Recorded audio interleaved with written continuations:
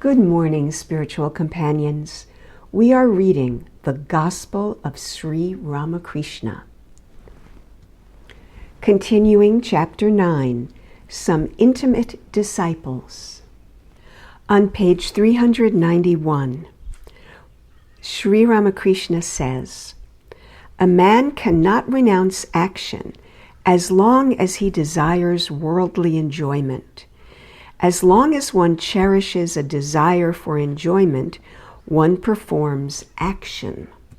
A bird sat absent-mindedly on the mast of a ship anchored in the Ganges.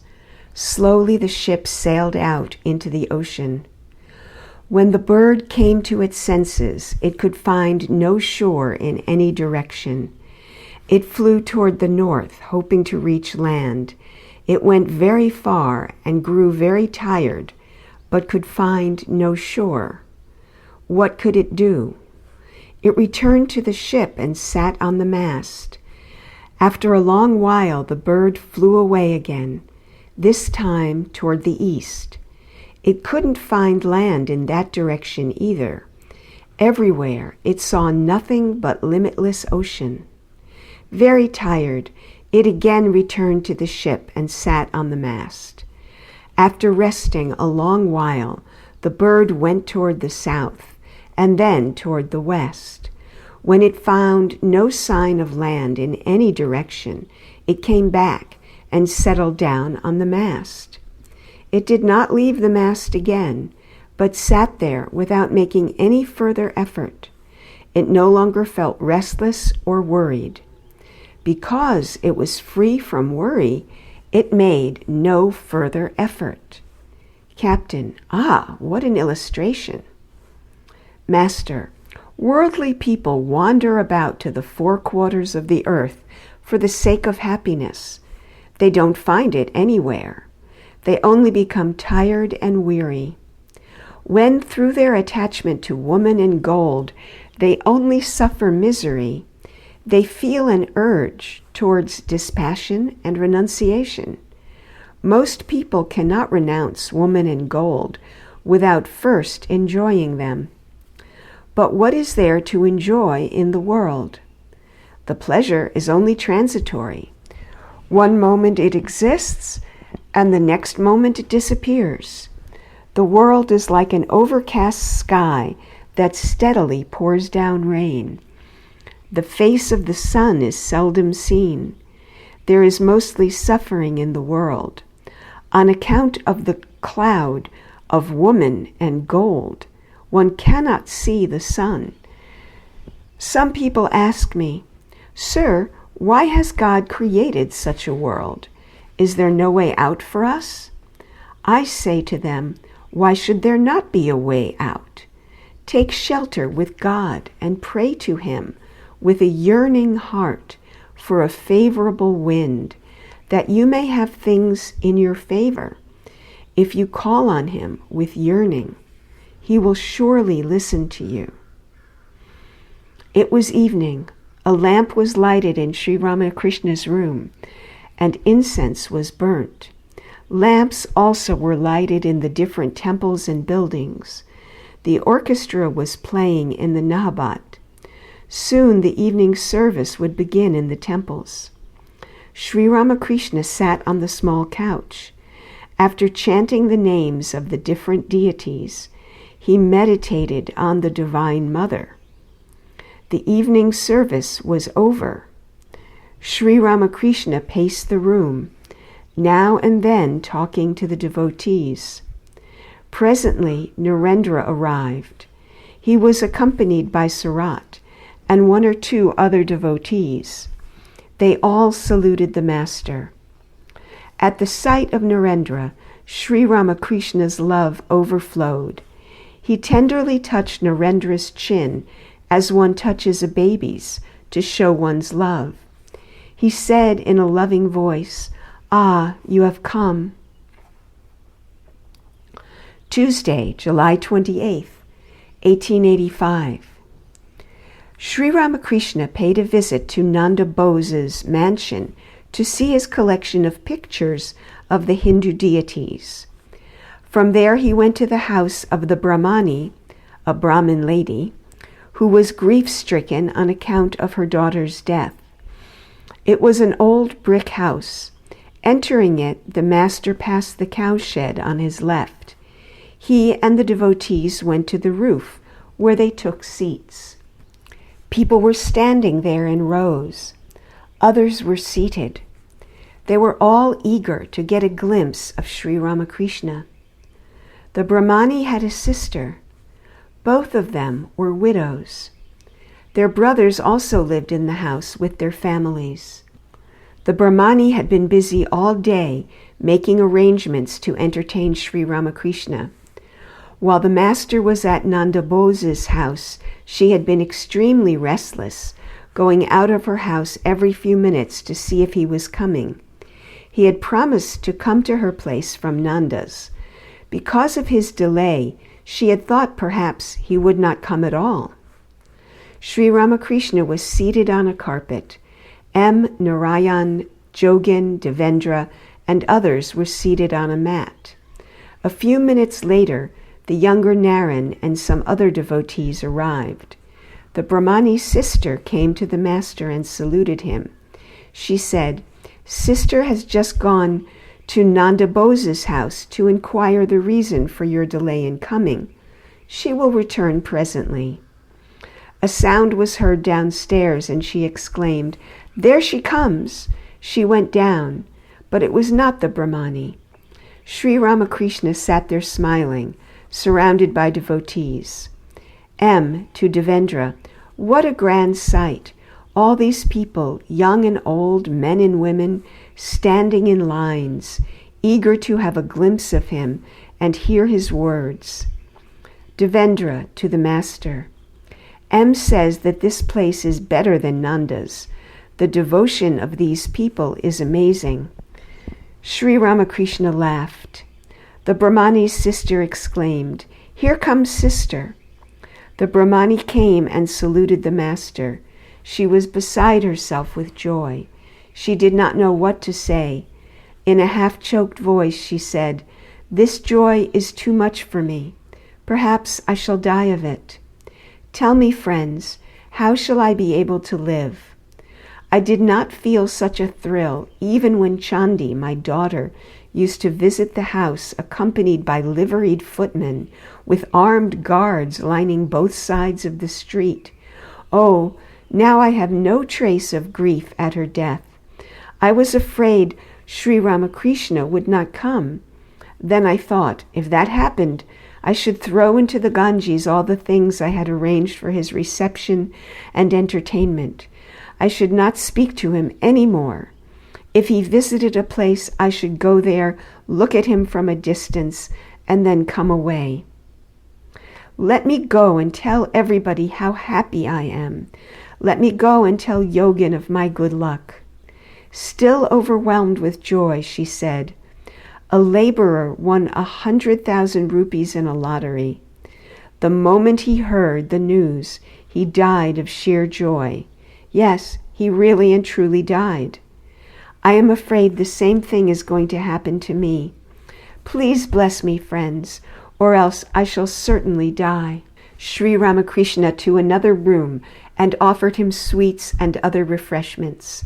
The devotees were entertained on the roof. It was about 8 o'clock in the evening. Sri Ramakrishna was ready to leave. When he came to the door, the Brahmani asked her sister-in-law to salute the master. Next, one of her brothers took the dust of the master's feet. Referring to him, she said, "He is one of my brothers. He is a little foolish." "No, no," said the master, "they are all good." A man showed the way with a light. At places it was dark. Sri Ramakrishna stood in front of the cowshed. The devotees gathered around him.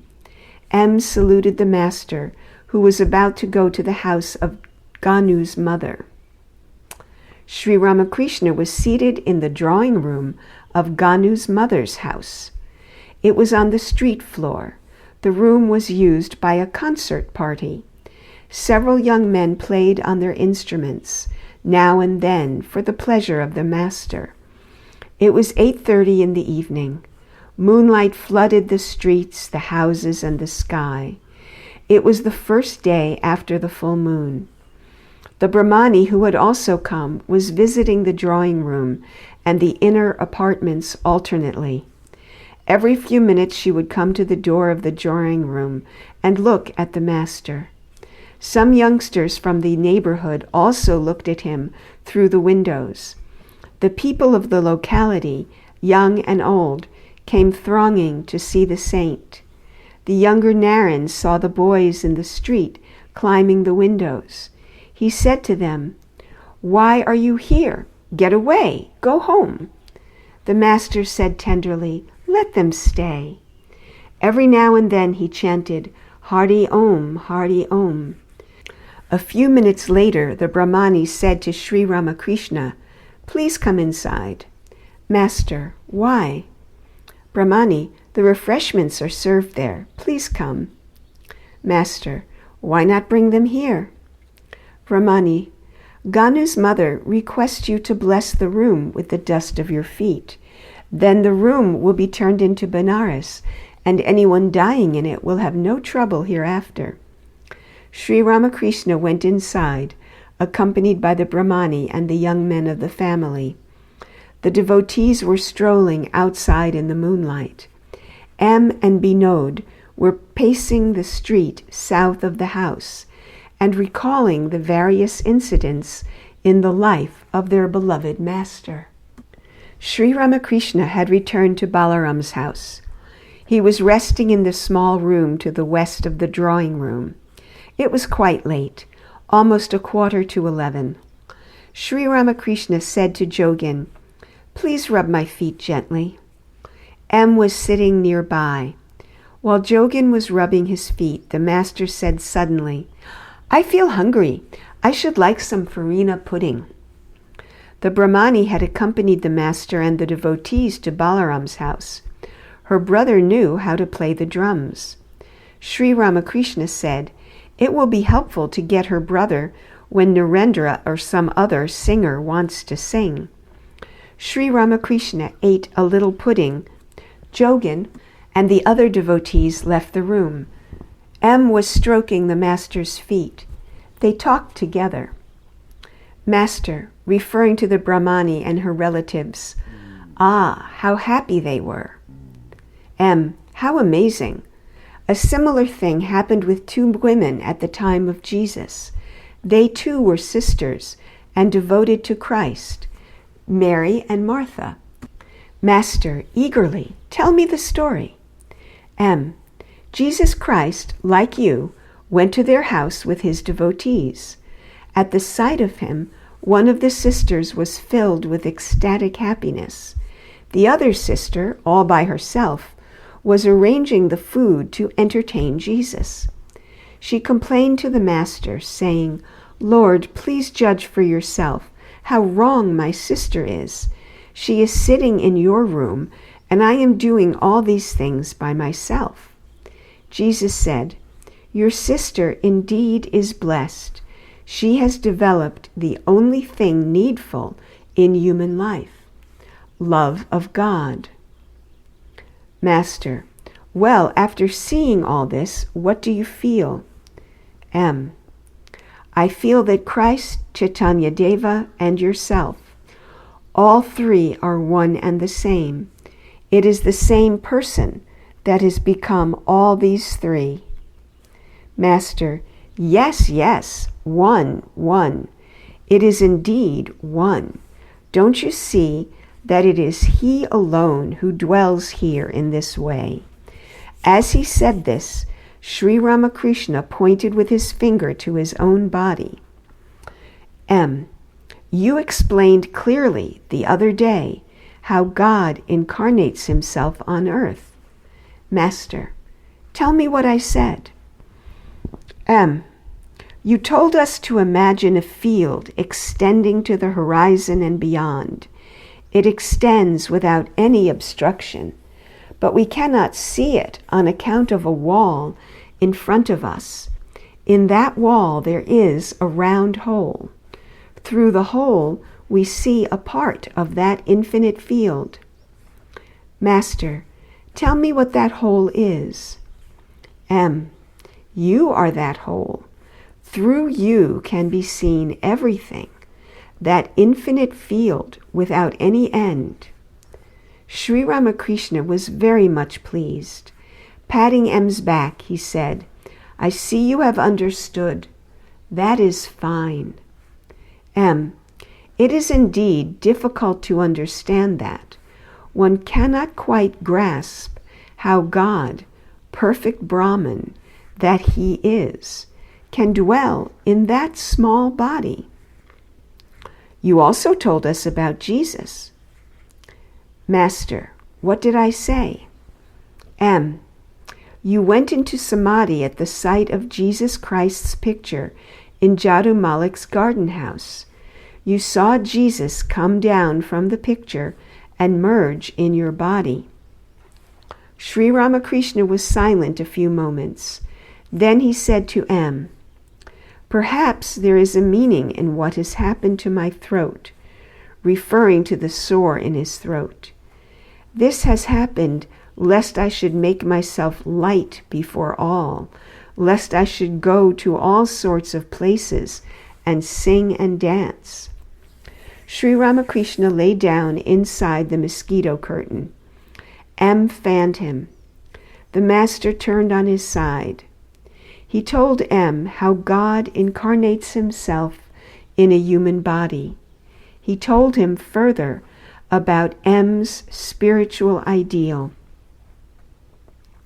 Master, at the beginning, I too passed through such states that I did not see divine forms. Even now, I don't see them often. M. Among all the forms God chooses for his Leela, I like best his play as a human being. Master, that is enough, and you are seeing me.